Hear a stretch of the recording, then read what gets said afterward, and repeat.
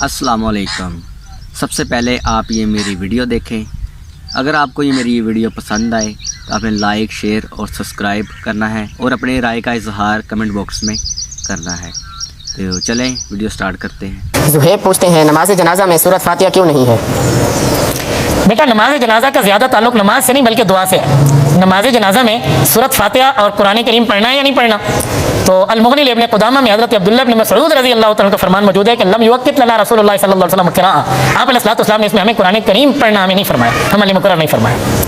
नमाज जनाजा में सूरत फातिहा कुरान करीम है। इब्न मसूद की रिवायत में पढ़ चुका हूँ कि सूरत फातिहा साबित नहीं है, यानी किरात साबित नहीं। इब्न मसूद की रिवायत में पढ़ चुका हूँ कि सूरत फातिहा साबित नहीं है, यानी किरात साबित नहीं है। इब्न मसूद की रिवायत में पढ़ चुका हूँ कि सूरत फातिहा साबित नहीं है, यानी किरात साबित नहीं है। कोई बंदा सूरत फातिहा बतौर दुआ पढ़ता है, बतौर किरात नहीं पढ़ता, तो दुआ तो कोई सी भी पढ़ सकता है। फिर वो कोई सी पढ़ सकता है, रब्बना ज़लमना अनफुसना भी दुआ है, वो पढ़ना चाहे तो पढ़ ले, लेकिन इसको आप जो ना पढ़े उसको गलत नहीं कहेंगे। तो सूरत फातिहा आपने पढ़नी है तो आप पढ़ ले, भी मैं दुआ बतौर दुआ पढ़ रहा हूँ तो ठीक है आप पढ़ सकते हैं, लेकिन जो नहीं पढ़ता फिर आप उसको गलत नहीं कह सकते। मुफ्ती तकी उस्मानी साहब हफिज़हुल्लाह ताला ने अपने बड़े भाई मुफ्ती रफ़ी उस्मानी रहिमहुल्लाह ताला का जनाजा पढ़ाया। अब वो उनकी बदकिस्मती थी या इस अवाम की खुशकिस्मती थी कि वो कॉलर माइक बिल्कुल करीब लगा हुआ था, पढ़ रहे वो सिर्रन थे, लेकिन सूरतुल फातिहा पढ़ते हुए आवाज बाहर आ गई, बस उसकी वजह से फिर उधम मच गया। लेकिन वो आवाज बाहर आई और जो फिरका बाज होते हैं उनके तो कान फौरन खड़े हो जाते हैं कि ये क्या हो रहा है। और उसके बाद दो तबकात बन गए, एक वो गिरोह था जो उनके हक में बोल पड़ा, लेकिन वो बोला भी फिरका वारियत के अंडर कि जी ये जो सूरह फातिहा पढ़ी है इन्होंने,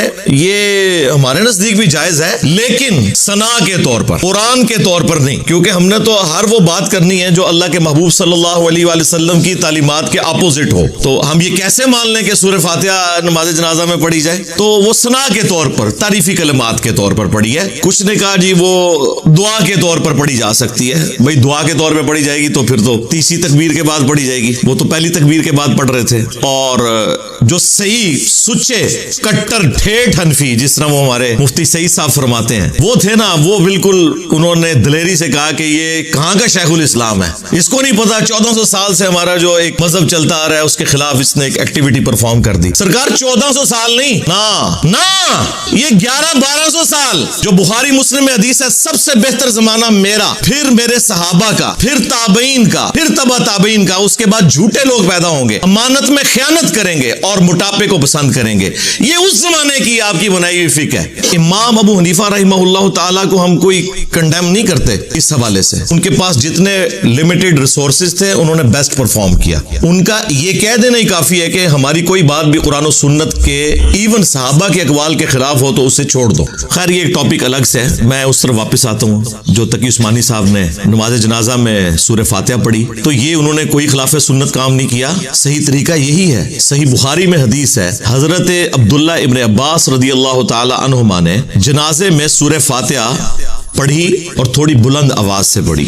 सुनन नसाई में ये अल्फाज मौजूद हैं कि उन्होंने जहरन पढ़ी, और बाद में उन्होंने जो मुक्तदी थे उन्हें बताया कि ये मैंने इसलिए बुलंद आवाज से पढ़ी है ताकि तुम्हें मैं बताऊं कि जनाजे में सूरह फातिहा पढ़ना सुन्नत है, यानी नबी इस्लाम का तरीका है। ये सुन्नत वो नहीं जो ये मौलवियों ने बनाई हुई है कि रफ़ा सुन्नत है कि फर्ज है, नहीं। सहाबा किराम के जमाने में ये वाली चलाकियां नहीं होती थी जो ये करते हैं।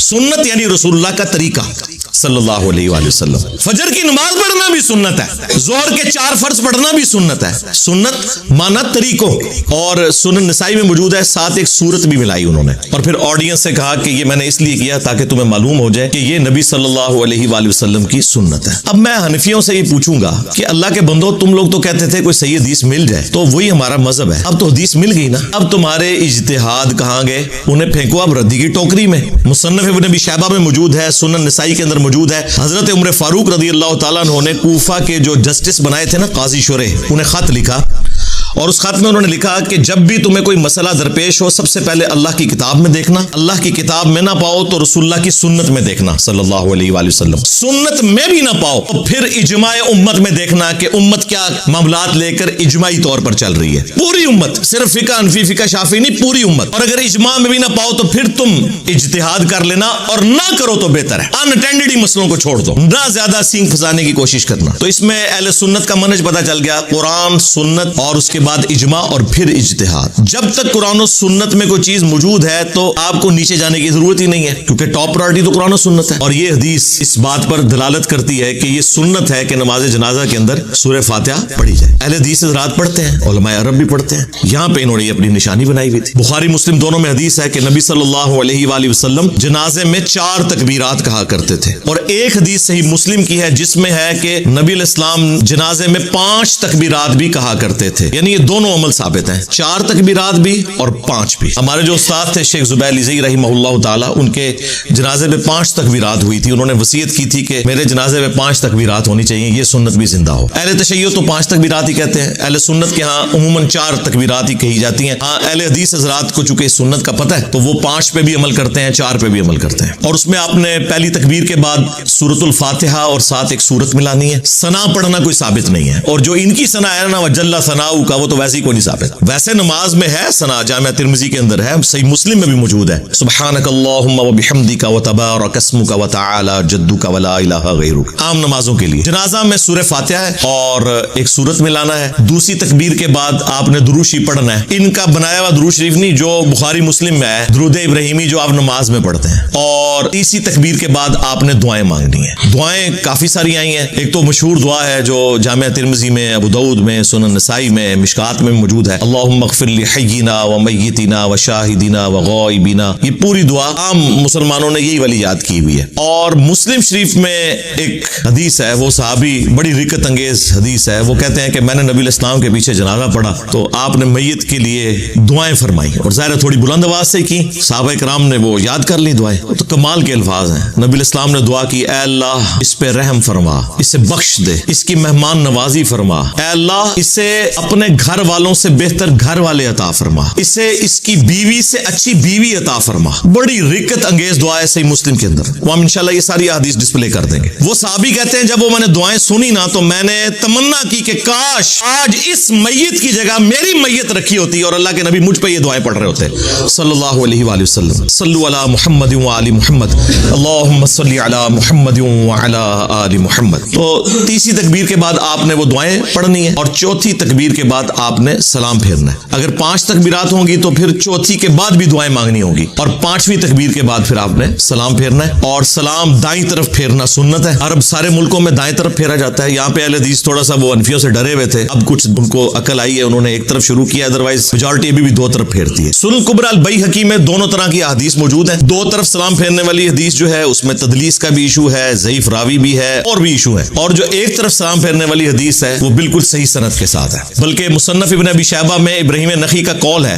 جس کے اوپر پوری فقہ حنفی کھڑی ہوئی ہے, کیونکہ وہ کہتے ہیں کہ امام حنیفہ جو ہیں وہ ان کے پوتا شاگرد ہیں, ان کی مسند پہ آ کے بیٹھے ہیں. وہ کہتے ہیں سجدہ سہو میں بھی ایک سلام ہے اور جنازے میں بھی. اچھا وہ پہلی بات پہ تو حنفی عمل کر رہے ہیں, سجدہ سہو کے تو 5 طریقے ثابت ہیں, جس طریقے سے حنفی کرتے ہیں وہ بھی ثابت ہے, تابعین سے ہم اسے غلط نہیں کہتے. لیکن جہاں سے وہ لے رہے ہیں اس میں موجود ہے کہ سہو میں ایک سلام ہے, یعنی تشہد پڑھنے کے بعد ایک سلام پھیرنا ہے آپ نے, اور پھر 2 سجدے کرنے ہیں. جو بعد میں آپ 2 سلام پھیرتے ہیں وہ تو نماز مکمل کرنے کے, اور جنازے میں بھی ایک سلام ہے. اچھا آدھی انہوں نے بات لی ہوئی ہے کہ وہ سجدہ سہو اس طریقے پہ کرتے ہیں لیکن نماز جنازہ میں 2 طرف سلام پھیرتے ہیں. تو پوری آپ روایت لیں, اگر کوئی 2 طرف بھی پھیر لیتا ہے ہم اس کے اوپر فتویٰ نہیں لگاتے, تابعین سے ثابت ہے. البتہ نبی علیہ السلام کا جو سنت طریقہ ہے وہ دائیں طرف ایک طرف سلام پھیرنا ہے. یعنی یہ عام نماز اور نماز جنازہ میں جو فرق ہے ان میں سے ایک فرق یہ بھی ہے. عرب ملکوں میں, سعودی عرب میں آپ میں سے اکثر لوگ حج عمرے کے لیے بھی گئے ہوں گے, ہر نماز کے بعد وہاں پہ جنازے ہوتے ہیں اجتماعی, اور ایک طرف ہی سلام پھیرتے ہیں اور سرن پڑھاتے ہیں. نبی علیہ السلام سے جہرن بھی نماز جنازہ ثابت ہے, لیکن آپ کا جو عمومی عمل ہے وہ سرن ہی ہے. سنن نسائی میں موجود ہے کہ نبی علیہ السلام سرن نماز جنازہ پڑھایا کرتے تھے, جس طرح ظہر اور عصر کی نماز پڑھائی جاتی ہے نا اس طرح. لیکن آپ جہرن بھی بعض اوقات پڑھاتے تھے, وہ تعلیم کے طور پہ بھی ہوتا تھا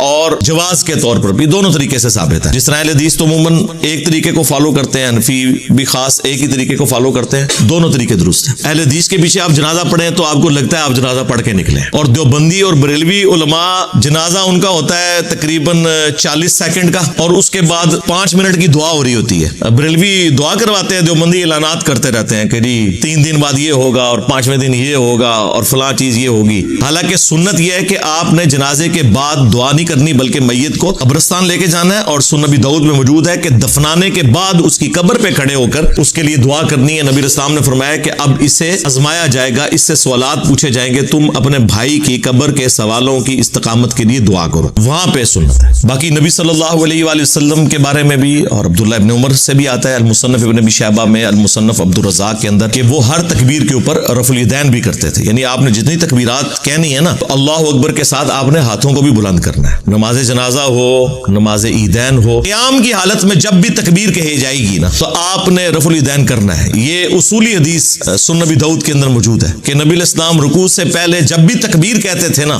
तो रफ़ुल यदैन करते थे। कोई भी तकबीर होती थी, चाहे वो ईदैन की हो, चाहे वो जनाजा की हो, इवन वित्र की दुआ से पहले भी अगर आप तकबीर कहें तो आप रफ़ुल यदैन करें और उसके बाद दुआए कुनूत पढ़ें, तो ये सुन्नत है। उसके बाद आपकी मर्जी है, आपने हाथ बांध के नमाज जनाजा पढ़ना है या हाथ खोल के, वो आम नमाज में भी दोनों तरीके से सुन्नत है। मेरी इसके ऊपर कई एक वीडियोस रिकॉर्डेड है, वो आप देख सकते हैं। बाकी फिका हनफी वालों को हम रिक्वेस्ट करेंगे कि आप जरा अपने बाबा जी, जिन्हें सारे ही बाबा मानते हैं, शाह वलीउल्लाह देहलवी, उनकी किताब हुज्जतुल्लाह अल-बालिगा पढ़ के तो देखें। उन्होंने तकलीद के बारे में जो तबीयत आप लोगों की साफ की हुई है ना, उन्होंने कहा कि उम्मत की गुमराही की सबसे बड़ी वजह ये अंधी तकलीद है। हाँ, उन्होंने कहा कि वाजिब है लोगों के ऊपर कि जब उन्हें सुन्नत पहुंच जाए तो वो सुन्नत के मुताबिक अमल करें, अपने इमाम के अकवाल को छोड़ दें। और उन्होंने उसमें लिखा है जो बुखारी और मुस्लिम से बुग़्ज़ रखे वो सुन्नियत से खारिज है। और इस पे इजमा है कि बुखारी और मुस्लिम की तमाम मुत्तसिलुल असनाद अहादीस कतई सेहत है। इनसे बुग़्ज़ रखने वाला बिदती है, वो सुन्नी नहीं हो सकता। तो मुझे बताएं कौन बुग़्ज़ रख रहा है? इज्जतें अवेल कर रहे हैं कुरान और सुन्नत के नाम के ऊपर, चंदे इकट्ठे कर रहे हैं कुरान और सुन्नत के नाम के ऊपर, सवारियां सवार कर रहे हैं मक्के और मदीने की आवाजें लगा के, और फेंकते कहां हैं? देवबंद और बरेली में जाकर। और जो शख्स इन्हें कहता है कि भाई इन बाबों से दस्तबरदार हो, अपनी निस्बत उसके साथ मजबूत करो जिसकी कब्र मदीने में सल्लल्लाहु अलैहि वसल्लम, तो ये कहते हैं कोई नया फिरका लेके आ गया। नया नहीं लेके आया सरकार। हुज्जतुल्लाह अल-बालिगा में शाह वलीउल्लाह देहलवी, जिन्हें बरेलवी, देवबंदी, अहले हदीस तीनों 12वीं सदी का मुजद्दिद मानते हैं। सिर्फ अजम में नहीं, अरब के लोग भी उन्हें बड़ी कदर की निगाह से देखते हैं इस किताब की वजह से। वो उर्दू में ट्रांसलेट हो चुकी है, लेकिन हमारे दरसे निजामी के कोर्स के अंदर उसके नोट्स पढ़ाए जाते हैं। मैं ब्लू एरिया की मस्जिद में आज से ऑलमोस्ट 14 साल पुरानी मैं बात कर रहा हूँ, देवबंदियों की एक मस्जिद में बैठा हुआ था, तो वहाँ मुफ्ती साहब से एक डिस्कशन शुरू हुई। तो मैंने उन्हें कहा कि हुज्जतुल्लाह अल-बालिगा में तो शाह वलीउल्लाह देहलवी ने तकलीद को इस उम्मत की खराबी की सबसे बड़ी वजह बताया, और उन्होंने तो कंडेम किया है अंधी तकलीद को। वो कहते हैं कि कुरान और सुन्नत के दलाइल के अंदर अंदर आपने किसी की बात माननी है, और उन्होंने तो आइम्मा अरबा के अकवाल नकल किए हैं। वो बंदा इनकारी हो गया, वो कहता है मैंने पढ़ी हुई है। मैंने कहा आपने पढ़ी नहीं होगी, आपने सिर्फ नोट्स पढ़े होंगे। लेके आए हुज्जतुल्लाह अल-बालिगा में, आपको निकाल के देता हूँ। खैर वो उठे नहीं फिर वहां से लेने के लिए, क्योंकि उन्हें अंदाजा हो गया कि हमारे साथ काम हमारे बड़ों ने डाला हुआ है। ये इन लोगों का हाल है। तो शाह वलीउल्लाह देहलवी ने एक चैप्टर उसमें यह भी बांधा है कि इमाम शाफी रहमतुल्लाह अलैह ने जब फिक़ह हनफी को और फिक़ह मालिकिया को दिक्कत नजर से पढ़ना शुरू किया, तो उन्हें अंदाजा हो गया कि इसके अंदर तो कई एक चीजें हैं जो सराहतन मरफू अहदीस के खिलाफ हैं। फिर उन्होंने इसकी खोज लगाई कि ये टूटी कमंद कहां, तो उन्हें अंदाजा हुआ कि इमाम मालिक और इमाम हनीफा, इनके अंदर एक कमजोरी थी कि वो ताबईन के अकवाल से भी हुज्जत पकड़ते थे। ये कोई ऐसी कमजोरी नहीं है जिसे कोई कमजोरी कहा जाए, लेकिन जब सही अहदीस आ जाए तो फिर तो ताबईन के वो क़यास या उनके किए हुए इज्तिहाद तो कबूल नहीं किए जाएंगे। तो फिर उन्होंने उसकी रेमेडी की। इसीलिए आपको फिक़ह शाफिया में और फिक़ह हम्बलिया के अंदर बहुत कम कमजोरियां नजर आएंगी, और इसको एपेक्स पे पहुंचाया इमाम बुखारी और इमाम मुस्लिम ने। उन्होंने तो फिर किसी को नहीं छोड़ा, सबसे इख्तलाफ किया। और इसी वजह से शाह वलीउल्लाह देहलवी ने उसमें यह भी सजेस्ट किया कि मेरी राय यह है कि अब जबकि हमारे पास अहदीस का खजाना आ चुका है, हमें चाहिए कि हम इन सारे फुकाए कराम की तालीमात को जोड़कर अहदीस की रोशनी में देखें और एक नई फिक्र मुरतब करें, जिसमें जो मसले इमाम हनीफा के दुरुस्त हैं वो ले लिए जाएं, जो इमाम शाफी के दुरुस्त हैं वो ले लिए जाएं। सरकार यही बात तो हम कर रहे हैं। उम्मीद है कि आपको मेरी वीडियो ये पसंद आई होगी, तो इंशाल्लाह नेक्स्ट वीडियो में ज़रूर मिलेंगे। तो खुदा हाफिज़।